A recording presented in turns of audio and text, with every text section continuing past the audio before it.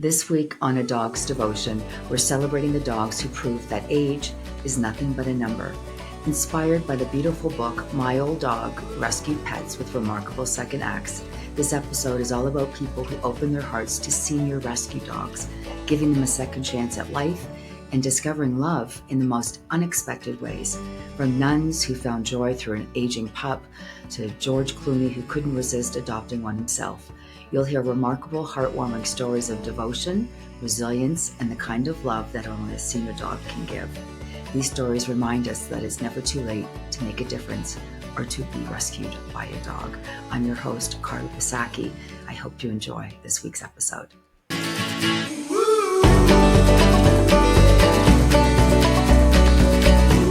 Welcome to A Dog's Devotion, the heartfelt podcast for every dog lover. Here, we celebrate the unbreakable bond between humans and their dogs.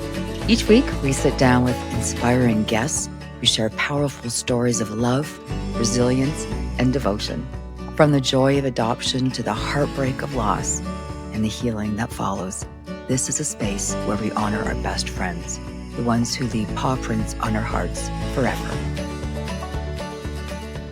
Welcome to A Dog's Devotion, the podcast where we share heartfelt stories about the incredible bond between people and their dogs.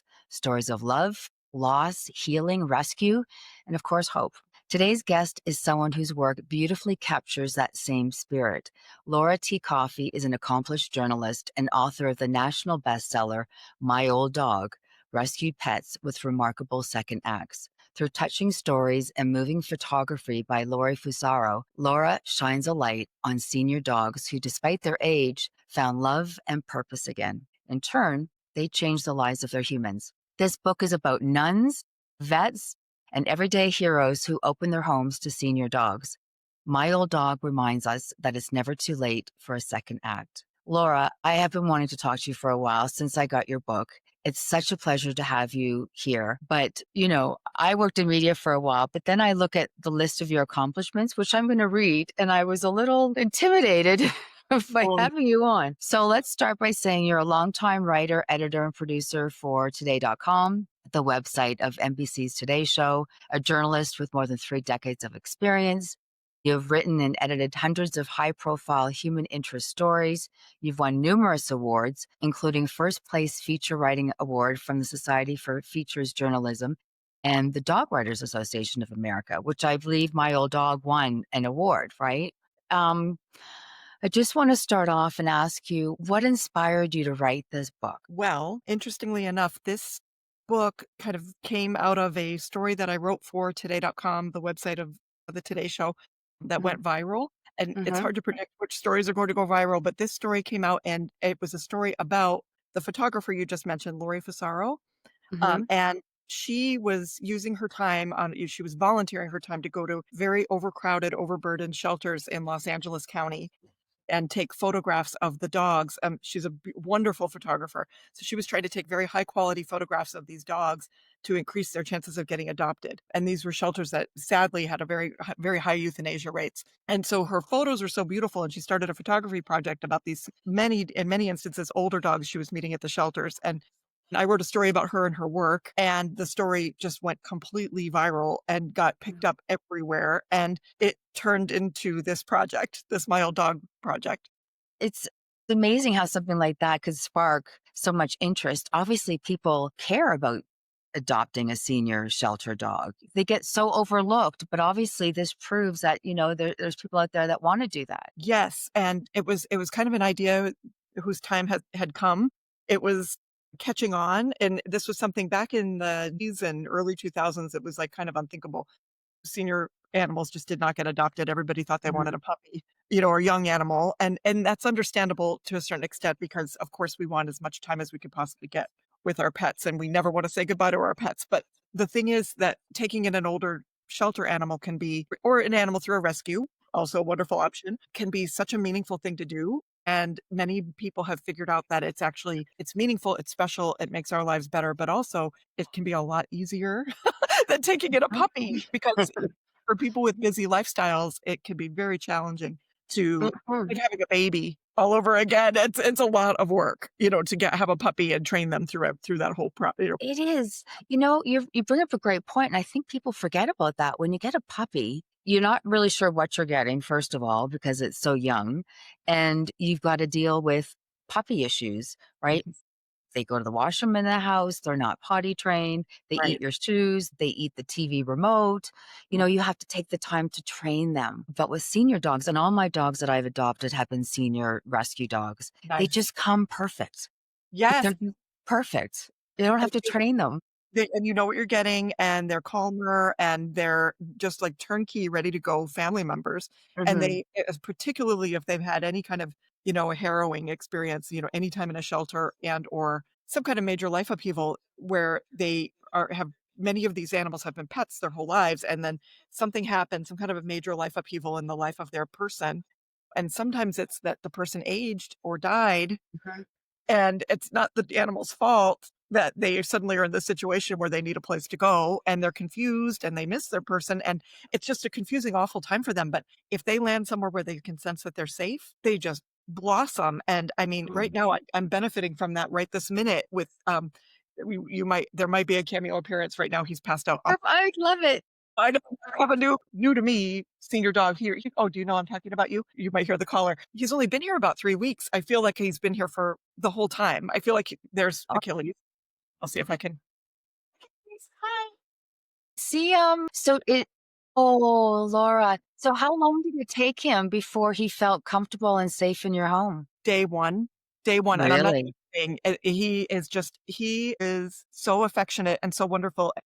It was a situation of necessity. It was, what I've gathered, a military family that needed to relocate and couldn't take the dog with them where they were going next, and so he was dropped off at a local shelter around here, and a wonderful rescue Um, group put him in a foster home, and over 2 months, they did probably thousands of dollars worth of veterinary care for him.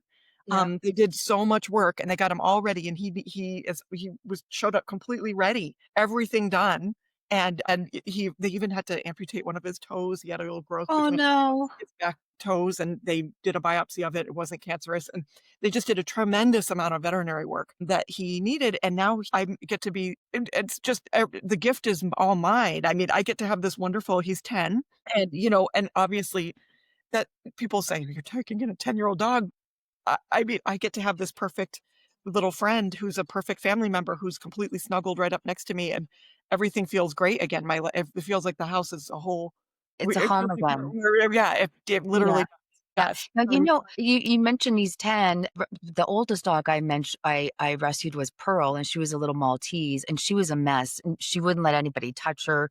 She was beaten, she was kept in the garage. She ended up at a small dog rescue in Toronto, and everybody told me I was crazy to get her because her teeth were rotten, her mouth stunk, she was just a mess, and she was older, but I think she was 14 when I got her. She lasted for another 4.5 years. Once her teeth were removed, she wasn't Yep. in pain. I took her in, we fixed her up, we got her groomed. She wore dresses all the time. She was actually in my mom's wedding. She had her own wedding dress. Everybody said, "Why do you want to get a dog so old? You're not going to have that much time with her." You have to overlook that and think of the time that you have with them. That Yes, is so special. it And is. she was so special. No, and this is exactly the kind of story, we would again and again, Lori Fasaro, the photographer, and I, we wound up traveling all around the country and meeting people who did this. And, the thing is, there are so many ways to take in a senior dog these days. So if you have the means and you are willing to like go right to the shelter and then take on those veterinary costs, some people can do it. They have the financial means, and it's not too terrifying to take that on and do the veterinary work. Or there's that option of going through, these wonderful rescue groups that Mhm. exist, and then you go in eyes wide open, you know exactly what conditions they have there, everything's been taken care of. He just had teeth removed too. He's had all his Yeah. teeth, and I can't believe how wonderful this group was here. It's called Yeah. Save Up here in Western Washington State. Yeah. And they were wonderful, and they got him all ready to go, and he's just now ready to just enjoy life, That's and great. he's making me and my whole family so happy. It's Yeah. just like every day is fun again. That's amazing. It's amazing. Now you're a seasoned journalist. How did you approach writing this book differently from your usual reporting work? Like, did it feel more emotional? Was it more personal? It was because there was this opportunity to spend a bit more time with the families and the people and the dogs, along the way. And sometimes, in daily journalism, everything's a big, big rush and you've got to just hurry up, crank these things out and move on. Yeah. With this, I took a little break and I was able to just focus on sound effect. I was able to focus on controlling this whole project editorially and making sure that all the stories that we found were different, very different. So you had people from in every imaginable walk of life and age and socioeconomic status and everything, right? So you have, people in their early 20s who are, you know, scraping to start their careers in New York City. You had retirees who were on severely fixed incomes and very financially strapped. And then you had very well-off people like, the Nordstroms or George Clooney who agreed to be in the book and, people who could afford to take care. Not everyone can, right? So Right. it was sort of showing how at any stage of life, at any income level, at any point in time, people can do this very meaningful thing. There are ways to do it and ways to remove some of the financial risk of it because of course, like costs, veterinary costs are no joke. This is a big, big Yes. deal. It's a very big concern. And that is something to consider, but again, with some of these rescue groups, I can't believe what they are willing to do to help people just get the dog out of the shelter into a home, into a Hmm. home, into a home and family setting so that they aren't so stressed in a loud, disorienting shelter kennel Right. after whatever they've been through. It's just too much for them. Yeah, It's well, they can't. Yeah. Can you imagine being in a loving home and then all of a sudden being in a cage with cement floors and dogs barking and It's loud and scary, and they don't know yeah. what and they just don't know what hit them. So this, for me, again, to go back to answer your question, writing this book was a really rewarding experience because of the, being able to slow down a little bit, spend more time in person with these families and watch them, interacting with these animals and see them in their homes and just actually get to spend that time and get Mhm. to pretty well capture the dialogue and capture the I witness everything. And Lori and I had a lot of fun adventures on the road and we met the best people and it was just a very rewarding experience because the people who would do this kind of thing tend to be very, big-hearted, emotionally generous people and they're all people you just fall in love with. And I loved working on this book. It was Oh, just the most fun gosh. thing ever. How did you I mean, you've got some really interesting people. You mentioned George Clooney. You had a nun in the book that Yeah. adopted a dog. There's something about one of the last dogs from Ground Zero. You had a Shih Tzu that Tina Fey was hugging and Betty White. Like Yeah. you've got some big names in there. How were you, the two of you, able to contact these people and to get them to agree to come and be part of the book? Yeah. So, from day one, to me, I was very moved by stories of just very ordinary people who were making space in their homes and in their hearts and their lives to do something like this. And that I thought that, though, if we could find a few well-known names of people, like, well, big names, Yeah. that people who had also done this, that would help draw attention to the book. Not that the other people in the book are less. I feel like, in fact, many of them, their stories are so powerful, right? But I thought, I wonder if there would be a few people who would agree to participate. And so it was just this, like, it started with a lot of online sleuthing and trying to find good examples and good variety. And then sometimes contacting their publicist or their agent, their representative, and just putting the idea out there. And some of the stories of getting some of these people to say yes were very, very, very funny. I mean, including George Clooney, if you would like to hear how that all went down. I'd love to hear it.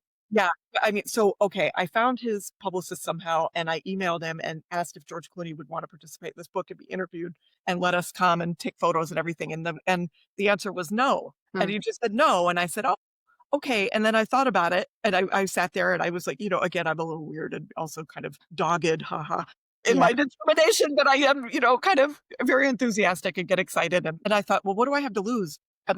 I'll write back and just say, 'Listen, I understand that George Clooney is a very busy man, but the person we really wanna get on our we're wondering if his dog Einstein has any openings on his calendar because the subject of the story, and does Einstein Right. have openings?' Something to that effect, because he's really the star of the story, and then I Yeah. think it made him laugh, and he wrote back and he said, "Einstein does have some openings on his calendar. We'll be in That's touch good.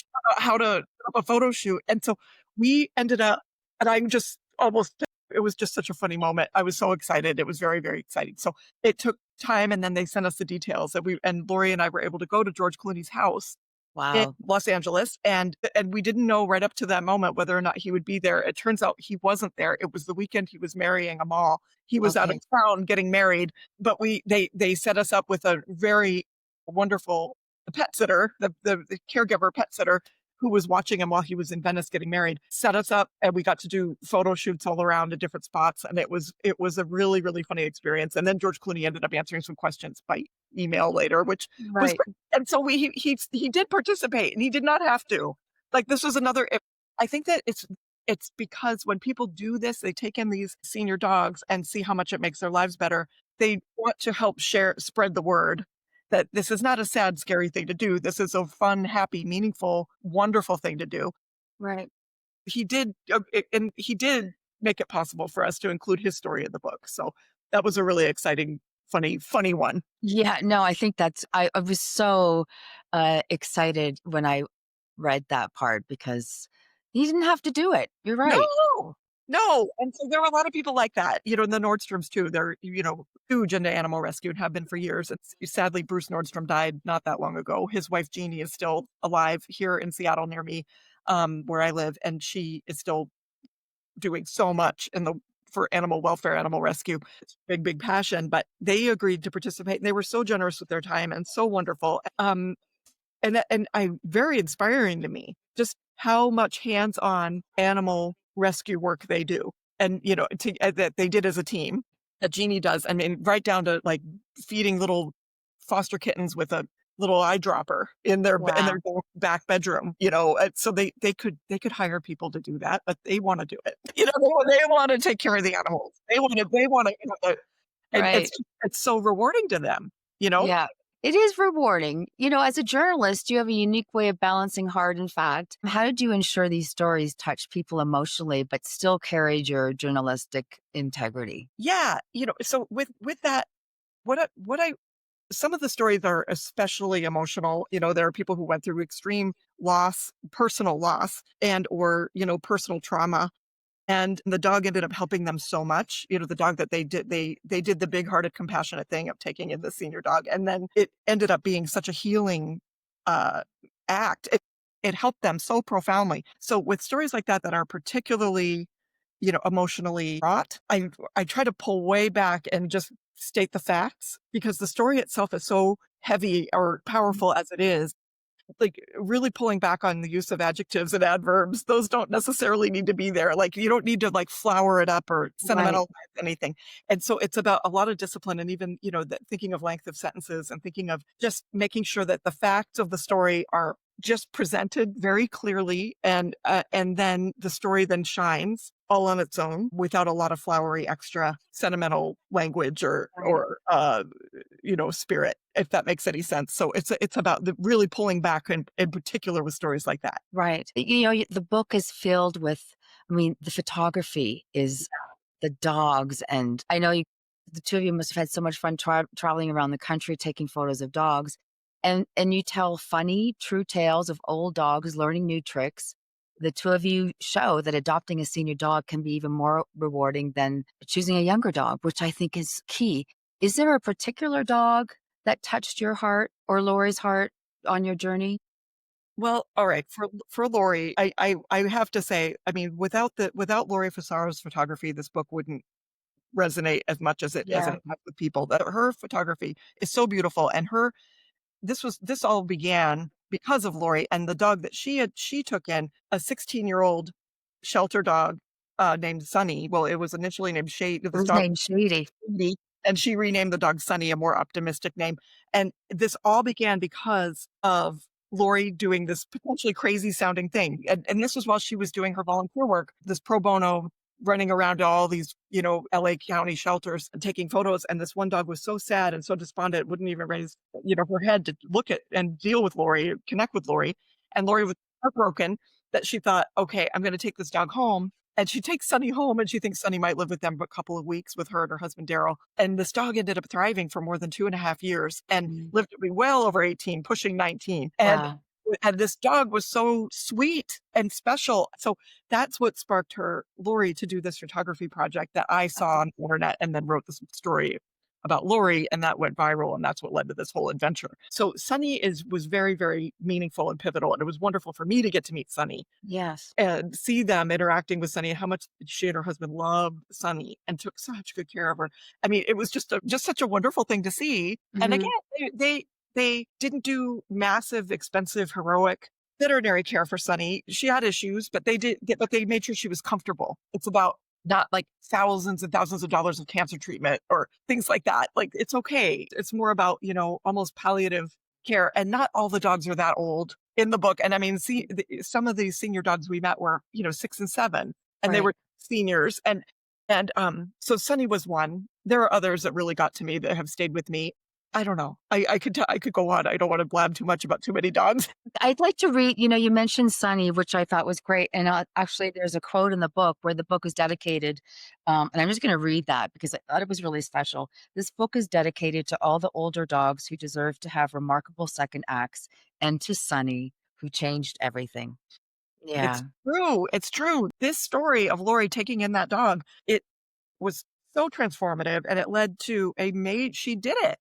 This was a major change in perception about adopting a senior animal and realizing how great it can be. That story was very important, and none of this would have happened without the example of Sunny. I really like the story of Maddie. Maddie was this little tiny 10-pound dog adopted by Maddie, a woman named Maddie.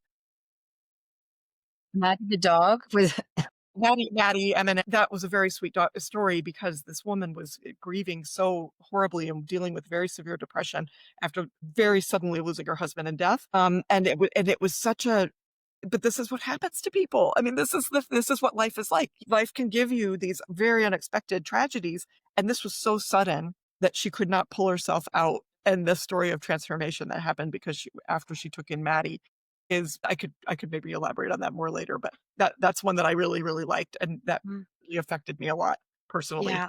Yeah. I don't know if you've thought about this, but every story in My Old Dog feels like it could be a movie. If you could choose one dog whose journey deserves a film, could you pick one? Well, all right. I mean, just to elaborate a little bit more on the Maddie story, that one I could see that being a very, maybe a short indie film. It was this charming, sweet woman, very optimistic, happy woman who had been married more than 40 years. And then her husband died so suddenly one afternoon, and it was such a shock. And then shortly thereafter, her beloved dog died.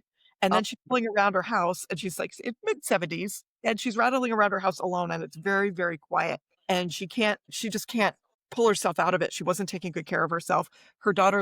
She lived in this woman, Madeline, lived in California, and her daughter lived in Arizona. Her daughter was worried sick about her mom and kept visiting and visiting. And then they wound up the daughter had the idea to go to Muttville Senior Dog Rescue, which is a wonderful dog rescue organization in San Francisco. yeah. And ultimately they end up taking this little dog Maddie home, and Maddie had her own story arc that's very traumatic and special too. And so anyway, then once this little dog comes into Madeline's life, she starts getting out of the house. She just wasn't taking care of herself. She wasn't getting up. She wasn't leaving. She Yeah. was dealing with very real depression, and she couldn't rally. She couldn't do it. Like, she had all the rest of her life. So then she starts realizing she needed to get out and walk the dog. And so she starts getting herself a little dressed up and getting out and walking the dog. And then through that, she meets neighbors, and she starts making friends. And then one of the neighbors, she would do this kind thing where she would put the newspaper, if she knew people were out of town, she would hide their paper for them behind a planter or whatever. And so this one neighbor was so grateful that she kept doing this for her, that she invites Madeline to go on a day cruise with like 60 people. And so Wow. Madeline makes all these friends on this beautiful day cruise. And then she starts going, she's just getting out, and because of Maddie entering little dog entering her life, she makes all this network of friends that she otherwise wouldn't have had. She starts getting out. She goes to Starbucks every morning, and she chats with all these people at Starbucks. And then by the end of the story, she's like now open to trying new things. So she's taking line dancing classes. She's working out with a personal trainer regularly. She's doing all these things that she never would have done otherwise. She was like taking bridge lessons and just out there in her community, making all these friends and connections. And it all started because of this little dog that everyone wanted Wow. chat with Madeline about the dog, and it was such a transformation. And when I met her, I mean, she's beautiful. She's a beautiful woman, and she was living a very vibrant, very interesting, very packed life. But before Maddie came onto the scene, she wasn't. So her whole life changed because of a little senior dog that she Yeah. brought home. Yeah, Yeah. it's really true, and it's like it's just this can happen particularly, and a lot of these rescue groups around the country now, they have these wonderful seniors for seniors programs where it's very meaningful in a person's later years to have someone to take care of. Yes. As someone to care for and someone who's dependent on them, it gives you meaning and it makes you get up and get yourself together and get up and walk and go out and be outside and not just stay in too much or isolate too much. It can happen. So Yes, it's it can. like this is just the human condition. Like we need having these animals in our lives can make us just have just so much more happiness and meaning because of having these wonderful friends who are just so happy and they're always there's no meanness with them. They're so excited to be with us. I mean, how flattering. It's so flattering. I always feel so much better that this dog. I mean, I can't believe how much Achilles made me feel loved. Yeah, it's Wow, amazing how much they give us. no, but it's so fun, right? Yeah, they Yeah. really are just bundles of love who just want to give you love and, they welcome you when you come home. I know when my dog Max passed, geez, I didn't even wanna get out of bed, you know? Hard. So, It is it's hard. really hard, and that unfortunately is a fact of life, but they give us so much while they're here. Oh, yeah. I know, and I mean, a year ago, I lost my beloved senior rescue, Coco, and, oh, that was so hard, and I don't wanna, let's not, sugarcoat things here. Yeah. It is very terrible and Yeah, painful to say goodbye to, these pets once we get so attached to them. It's not fun, but at the same time, there is something it's part of the contract, right? It's part of the arrangement of agreeing to care for them right, is being tuned in when they are letting you know that it's time to make those decisions and make that as, humane and comfortable and to be right there with them so they aren't scared. So, right. like, what would be better for them to die alone and in some scary, euthanasia situation in a loud, disorienting kennel or a shelter situation, or to be comfortable maybe in your home and with you and, Yeah, be right there by their side. The reality, I mean, even if you did get a puppy, there's eventually that time where yeah. you have to make that call and help them at the end as well. At the end, I know, and it's tough. After writing My Old Dog, how did your perspective, we just sort of touched on this, change on aging in both humans and dogs? Well, I think that we, as humans, have a lot to learn from dogs, in particular, just their ability to live in the moment. I mean, truly live in the moment. We talk about this a lot as humans. We want to be mindful and in the moment and not fretting and worrying so much, playing out what might happen in the future. I think a lot of times humans we could waste a lot of our precious days fretting and worrying about our ailments and worrying about what might happen. Dogs don't do that. They're not No. worried like that. They're in the moment. And every day that we have as humans, every day that we're alive and breathing and have the ability to be with our loved ones is a gift. And I mean, I will say that I have spent a tremendous amount of time in nursing home and memory care settings because of my taking care of my parents who are now they're no longer with us. And even in those situations, it's so hard. I mean, nursing homes aren't fun places to be sometimes. Some are more fun than others, some are better than others. There's a very happy nursing home in the book that allows animals, and the Yes. surprise, surprise, happiest nursing home I've ever visited. But I even in those moments, like, near the end of, like, my mom's life, there were still moments of pleasure and happiness.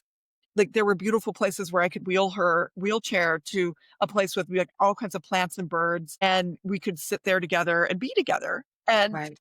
And there's the opportunity for pleasure and beauty every single day that you're alive, and I feel like dogs just innately see that, and we can learn that from them. We can learn to try to we could try, we could aspire to follow their example of living in the and not being afraid of and fretting about tomorrow. Right. Being concerned about the past and worrying about the future. Yeah, instead of being right here, right now, and there Yeah. is something about I'll tell you what, there's something about having that senior dog with me that makes me just grounded in that moment. And Yeah. it's grateful. It gives you more it trains you to have more gratitude. And I know that some people may say that this is anthropomorphizing, but I don't think it is. I think that these No. dogs see that they feel emotions. And if they've really been through something scary and bad, and then they sense how good they have it and they really can calm down and decompress and feel safe with you, they are relieved and they are grateful. And they Mhm. like, oh, and you just see them blossom. And so I don't know, I think we can learn lessons of gratitude from them too. Yes, I think so. You've definitely well, you're helping to change the narrative around senior shelter dog adoption. What do you think still needs to shift in how we view aging pets? Well, I still think that aging pets, just like aging humans age, there's still the culture we live in puts a big emphasis on youth and Mhm. vitality. And, young people and young pets might seem more desirable or more attractive or whatever. And yet we know well, especially with the passage of time, the older I get, the wiser I get, the more I know, the more I have to share. Right. And, and so I think that, there's just still a bit of a fear, maybe a fear of discomfort, and even just some of the reactions I've gotten, like, "Whoa," I see it in people's faces when they say, "You adopted a 10-year-old dog after what you just went through with Coco," and I'm like, "Yeah, I did," and eyes wide open. I understand what that's going to mean, but I am so grateful for this time with this wonderful boxer who's now my best friend. I mean, I'm just so, so grateful, and I'll take it. I'll take it. I'm willing to take it on, not because 'cause I'm some great nothing, that's not it. It's because the gift is all mine. It's not, uh and I hope Achilles he seems pretty comfortable and happy, and I'm hearing some light snores from the couch, so I think it's a mutually beneficial arrangement, Right. but I'm like, "Oh my goodness, I'm getting so much out of this friendship." I can't even begin to stress how my whole mood is lifted. Everything it's just making everything easier to deal with. See, I think you just summed everything up so perfectly. I was going to ask you what people should know or learn about a senior dog and why they should think about adopting a senior shelter dog as opposed to going to the younger puppies. But I think you just summed it up perfectly, just how grateful he is and how perfect he is and how you now have a best friend. Mhm. You Yeah, know, it's maybe with he will, with your maybe he, 14-year-old. yes, maybe he's not an 8-week-old puppy that you know you're gonna have for 15 years, but geez, for the next 5 years, you've got your best friend. Yeah, exactly, exactly. I feel like if people could just wrap their brains around that idea that having a pet, sadly, they always their lifespans are just shorter than ours. This is the only Mhm. thing that's wrong with dogs. It's the Yes. only flaw, or the flaw, you know what I mean? That's the one thing that's hard. I would wish that they could live longer. And statistically, the chances are that we are going to outlive this animal, right? That's probably what's gonna happen. But that's true regardless of when you enter the relationship. And Right. it's just be going in with the awareness that if you I'm going to be there for this animal the whole time. I'm gonna try to do the very best to the best of my ability, barring any who knows what might happen to me, right? Right. But I to the best of my ability, but I have a plan. I've told people, what people know who would get the dog if something happened to me, or my pets if something happened to me. And there's not like eyes wide open about that too. Like we need to Right. think about that part of it so that they don't end up in a shelter. So anyway, just knowing that we can be together and help them, and that and when you're with them at the end, they're just still just like, "Hi, happy to be with you." They're not afraid. No, They aren't. They're just they're you can have this meaningful, beautiful relationship right up to the end, and to do that for them is very, very special. I agree. Has the book itself changed the course of your own life or career in any way? Yeah, it has. It's been, now well, I'm very happy to be involved with some ongoing relationships with rescue groups in my area, and also there's a national organization called the Gray Muzzle Organization. That's a national grant giving organization that gives grants to senior dog programs around the country. So you apply for a grant, and they will assess your application. It's quite the process, but then Right. you can get grants to help with your senior dog rescue, or maybe Right. a shelter has the Seniors for Seniors program, or there's any number of types of programs, but they issue grants. And so I'm on the advisory board of that organization, and I'm very proud. Amazing. And there's another group in Naperville, Illinois, outside of Chicago, called Lizzie's Fund, that does a similar work, helping senior dogs in that part of the country. And I love Lizzie's Fund. and I try to speak out about them whenever I can. And then here in Washington State, where I live, Old Dog Haven is a wonderful group that Yep. book, the cover dog, the cover. Here's the book. This I know. Look at the dog. Stacy, and that's an Old Dog Haven rescue, and I love Old Dog Haven, and this is a group that does extensive work with all the shelters in Western Washington State and make sure that senior dogs get pulled from the shelters and end up in foster homes instead of scary kennels, and that Right. it's a very extensive effort to make sure senior dogs don't languish in a shelter for any length Right. of time, and, and they work closely with Save a Mutt, which is the group I just got Achilles from. I know. So Save a mutt. Yeah. so all of which to say that, I have it's been really great to get to have ongoing relationships with these wonderful people who I bet. work so hard. They're working so hard. And, it's not, they just are dependent on donations and the goodwill of, those in their community who understand what they're doing. So it's great to get to spread the word about, what's even available and how all these efforts are in place now so that people can, like, without that scary financial risk, you Mhm. really can take a senior dog into your home. And sometimes you could, if you foster, these groups will cover all your veterinary costs and even prescription dog food for life. So, I mean, Right. there are ways to do this, and that's all described in the book, just so that people can understand that there are all kinds of ways to get involved and help, and do this, even if Yes. maybe their financial situation would make it impossible. Have you thought working with Lori again and writing another book?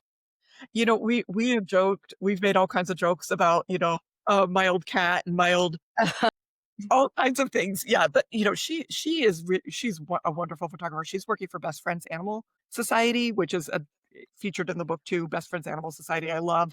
And that's something I still do from time to time. I'll write stories for their magazine, Best Friends Magazine, which is a real honor. He works there full time as a photographer for Best Friends Animal Society, and I'm off doing all kinds of other crazy things. But so right this minute, maybe not, but it's a whole other thing. I just texted her the other day and was telling her my husband and I have gotten into scuba diving.